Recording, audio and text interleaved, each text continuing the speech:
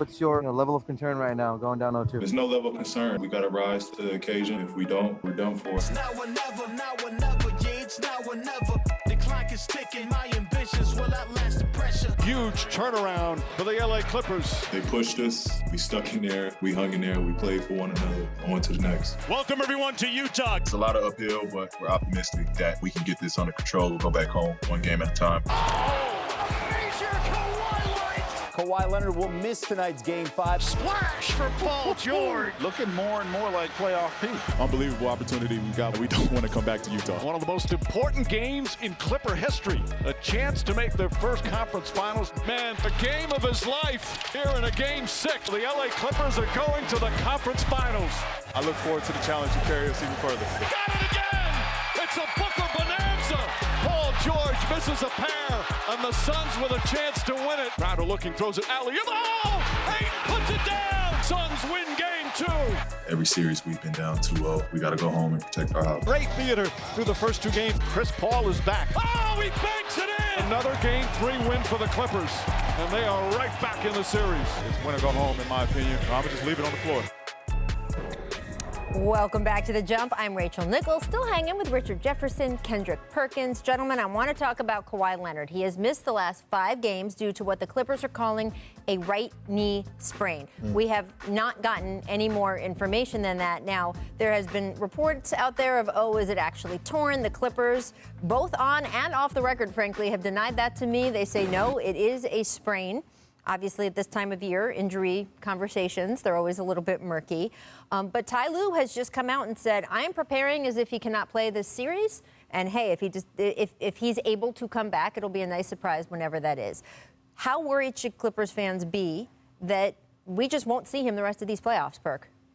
Very worried. I don't think he comes back. I mean, anything dealing with the knee and the strained ACL, anything around there, for me, tearing my ACL, it's just something that you just can't play with. And if I'm Kawhi, I'm going to sit out because coming back, you're not going to be at full strength anyway. And you have a chance of possibly hurting yourself even more going into the summertime when you could just sit this one out, get ready for the summertime, get better in the summertime, get healthier, and then come back later. Yeah, and again, you shouldn't be worried about something you can't control, and that's what T. Lue is looking at. The best way to approach this, and this is why sometimes when you're injured, it is very, disconnected. You feel so disconnected from your teammates because they have to move on. They have to leave the injured and the wounded behind, and they have to move on. And that's really what it is. It's like, we can't sit and talk about, is Kawhi going to come back?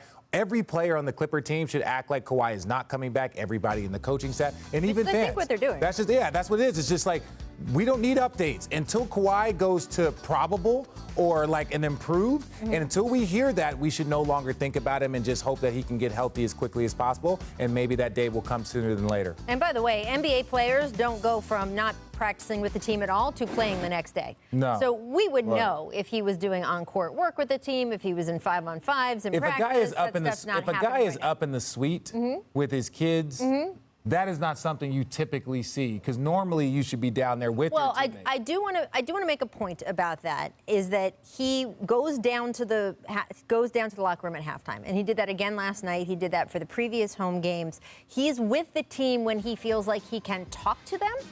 He personally is not a sit-on-the-bench guy when he is hurt, and has not been, and he's done it a few times. I'm not saying he's never done it, but typically when he is hurt, he will either sit in the locker room or he will sit up there and then come down to the locker room during halftime. I understand that. I'm just saying, if there's an opportunity, Serge Ibaka, I see out there on the floor. If you're there and you can see something and point out something, he has a vast basketball knowledge that you give. I'm not criticizing him for it, but I'm just saying that indicates to me that he's a little bit further away from them being connected to the team. He's almost separated himself. Well, again, I don't want to get into the mental. Right. Every player is different. No, I'm talking about the injury. That means he's. I know, but he's not pretending that, there are guys like Chris Paul, when we saw him taken out of the game at times for his shoulder.